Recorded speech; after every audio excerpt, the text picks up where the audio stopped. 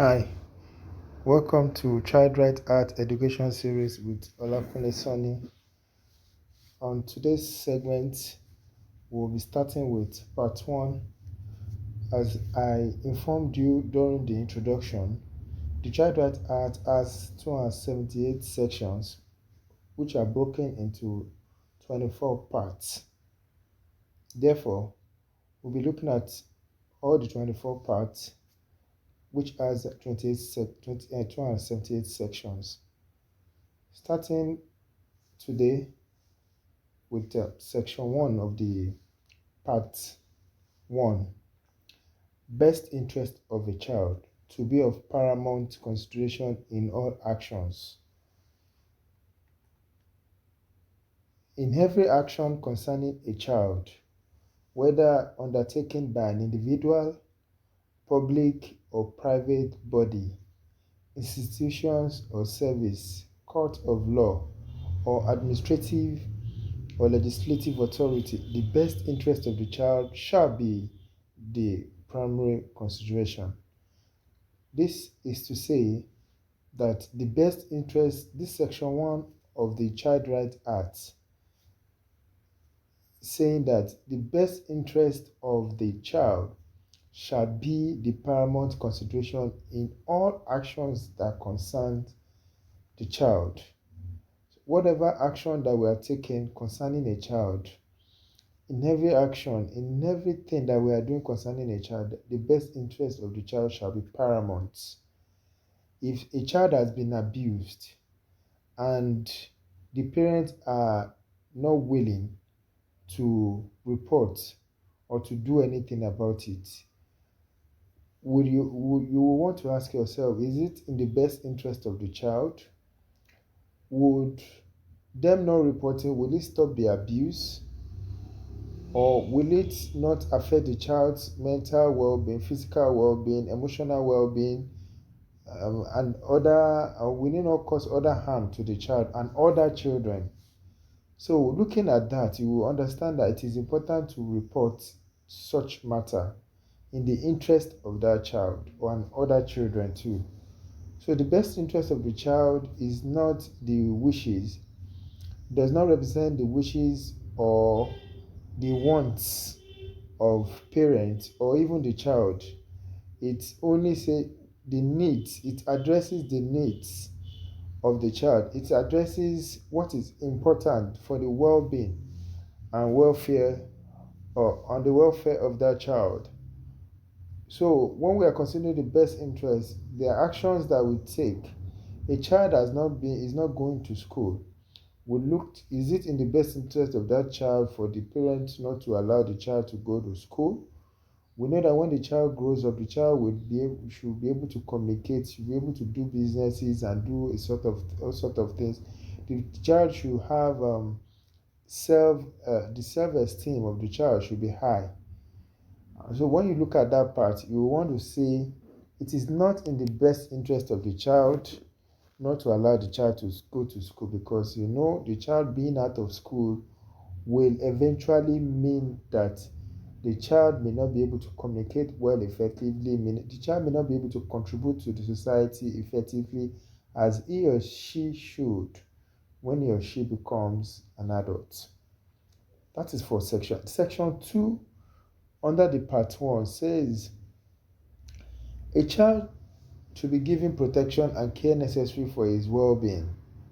And subsection 1 of that section 2 reads, a child shall be given such protection and care as is necessary for the well-being of the child, taking into account the rights and duties of the child's parents, legal guardians, or other individuals, institutions, services, agencies, organizations, or bodies legally responsible for the child. Going further, subsection 2 says, every person, institution, service, agency, organization, and body responsible for the care or protection of children shall conform with the standards established by the appropriate authorities. So section 1, subsection 1 try to say that a child shall be given all the necessary care, all the necessary protection which the child need for his or her well-being, taking into account the rights and duties of parents, or maybe the guides, maybe the child is living with a legal guardian. Legal guardian means someone that's been taking care of the child with the permission of the court, not with the permission of an individual. Or so if the child is not staying with the parent, the child should be staying with the legal parent. So nobody should go and give a child to another person just because you don't have the means to. It should go through the legal process.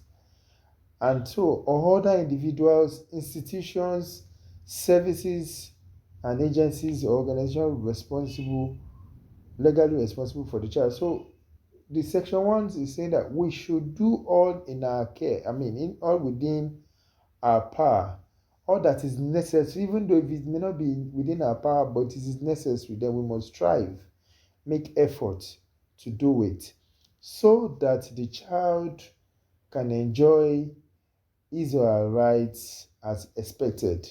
So a child must be given all necessary care and protection. So, and when we are providing this, we must take into account the well-being and the rights and duties of their parents.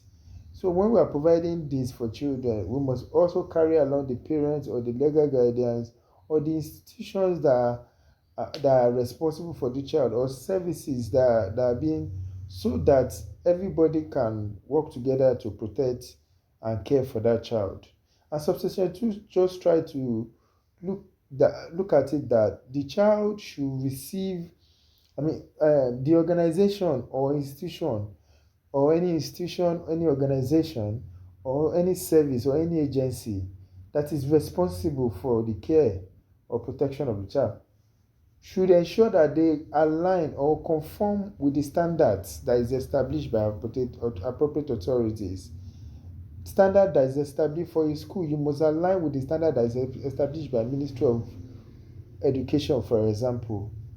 The NGOs working with children must align with the standards established by Ministry of Women Affairs and Social Development, or depending on the state or where you work, or any agency that has to do with children issues. So all those standards that they establish, they must align with it. And this also goes to say that those organizations must have in place child protection policy. And this section 2 is also ensuring that, also calling on this organization to ensure that they do everything to ensure that the staff that are working with the organization have the competence, are competent enough to work with children. And so once that is done, that is looking at section 2, section 2, subsection 2 of section 2. So looking at that, looking at what this part 1, subsection 1 and subsection 2 as consider is as talked about, it means that one should make every effort to ensure that children receive appropriate care, appropriate support needed for their well-being. So going on, part 2 of section part 2 of this Child Right Act, we are moving to the part 2. And for part 2, we have section 3. And section 3 looks at the rights. Part 2 looks at the rights and responsibilities of a child. And so this particular part is talking about all the rights and responsibilities of the child. The part 1 has talked about all the best interest of the child to be of paramount considerations in all actions. And that's what the part 1 has looked at. The part 2 is looking at the rights and responsibilities of a child. And so this section 3 under this part, I read application of chapter 4 of 1999 Constitution, etc.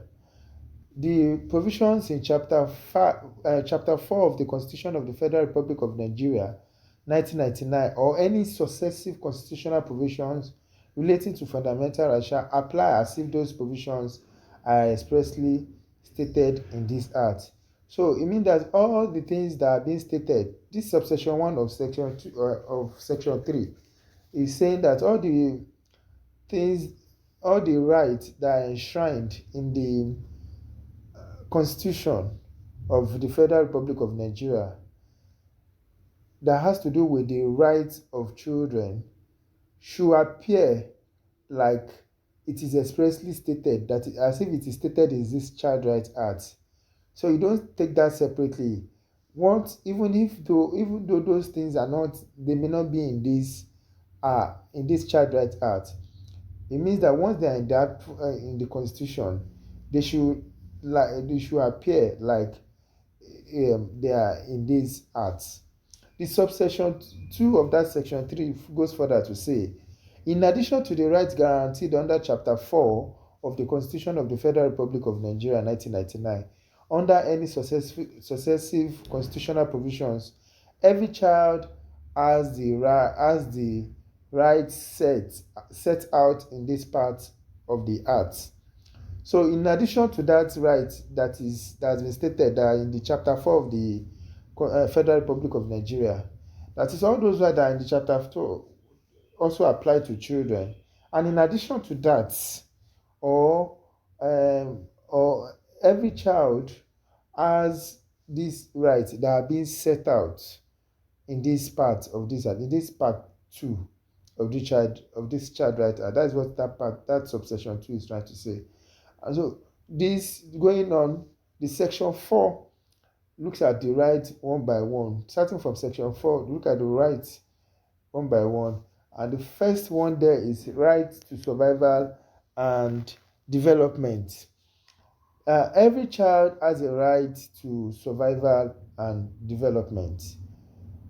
Section 5 says right to name, that every child has a right to a name and accordingly shall be given a name on his birth or on such other date as is dictated by the culture of his parent or guardian.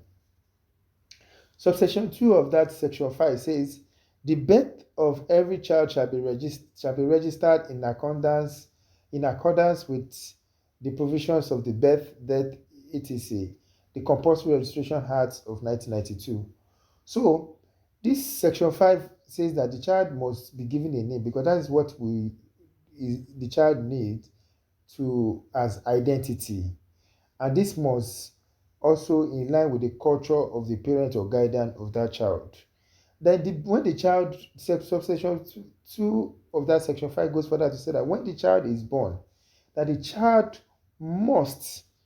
child shall be registered. The child must be registered. I mean, the child must have a birth registration form. The parents must obtain the birth registration form and fill it for that child. And so the child must have a birth certificate. And in case even if the child dies eventually, there must also be registration that this child died or someone. So those registration must be filled, and that the law that is backing that is the Compulsory Registration Act of 1992. On this note, I think I want to stop for today, and tomorrow or next time in the next segment we'll continue from section 6 under the part 2, which has the rights and responsibilities of children. So thank you very much for your attention.